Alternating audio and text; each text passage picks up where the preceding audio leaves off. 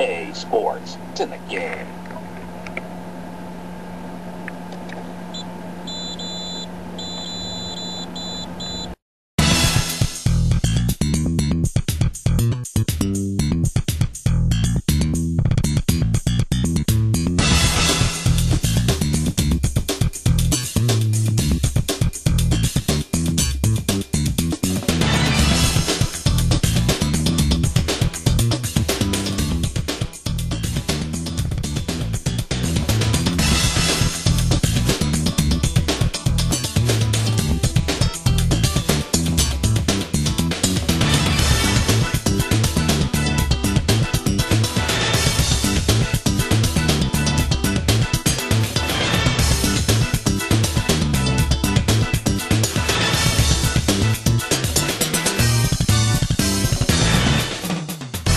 Hello and welcome to Racing Game Reviews with me, Ed, and today we'll be reviewing our first game, F1 2001. So we have a fairly flashy menu with appropriately named players. From here we choose our game mode, which is either Quick Race, Grand Prix, Championship, Multiplayer, Driving School, Test Day.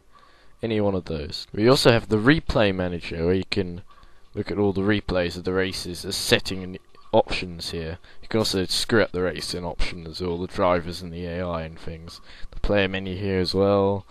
So you can choose the driver out of all the cars and drivers in the 2001 season, most of which you'd never have heard of.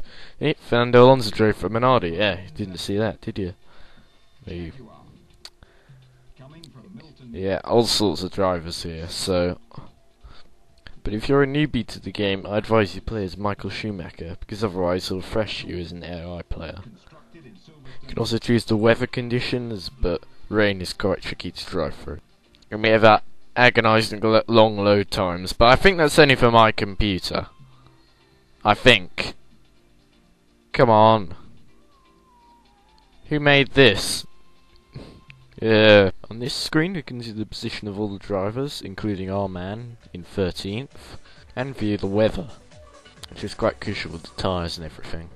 We may also set up the car, either using one of the predefined setups, or in my case, perhaps downloading one and then using a more intricate version of the setup.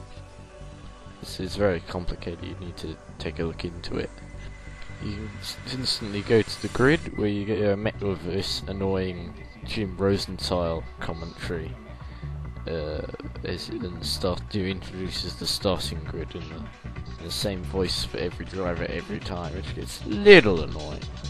Also on the starting grid, if you fiddle with your wheel axis you can see it. And remember, just like in real Formula 1, when the 5 lights go out, it's racing time. The starts are always very hectic. Sometimes I just put the invincibility on and smash into everyone. Why? Because it's fun and amusing. Yeah, like that. In the driving school, we drive with an instructor. The margin of error is very, very tiny, and if you get even the slightest thing wrong, you have to start all over again on the sector or whatever you're on, which is very annoying. Good fun though when you screw up.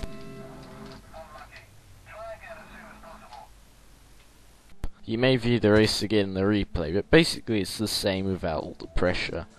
However, if you're one of the really professional race drivers, you can review every mistake and every lockup and every spin. But because I play this for fun, I just, review the moment or film it and put it in a crash video. But what's this game like on the steering wheel? It's not easy. Without any steering or braking aids, you have to get the braking and trajectory exactly right, otherwise you screw up the corner, get overtaken or just spin. It's much easier using the keyboard controls than on the steering wheel. First, I cause a lot of accidents. The graphics on this are not as good as on the PlayStation 2 version of the game, and to top it off, the engineer is full of phrases like, "You're on the final lap, don't stop now," as if I would. To sum it up, unless you're playing this game as a demolition derby, then it stinks. But don't worry, he says that about everything. If you're the best driver in the world, or you see this floating around the bargain bin, it's worth a shot. Though I stress it's fun to crash deliberately, the crash dynamics in this game are pretty poor, as when something comes off it just stands there on the track. and you can drive through it easily. And it's by no means a good idea if you drive on a championship with the rules setting on to crash, as Renault found out to their cost. Nelson Piquet got off scot-free though, so hopefully you can get immunity from the FIA or something, because you can get away with being really cruel to these drivers. Though to be fair, they drive into you a lot of the time if you're not careful.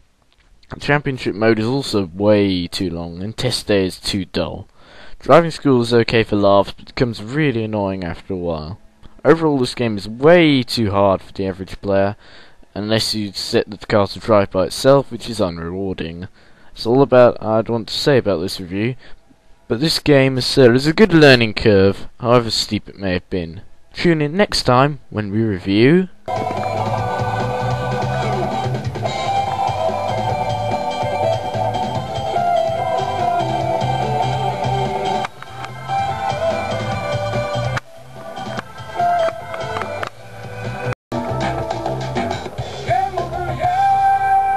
Oh, come on, man.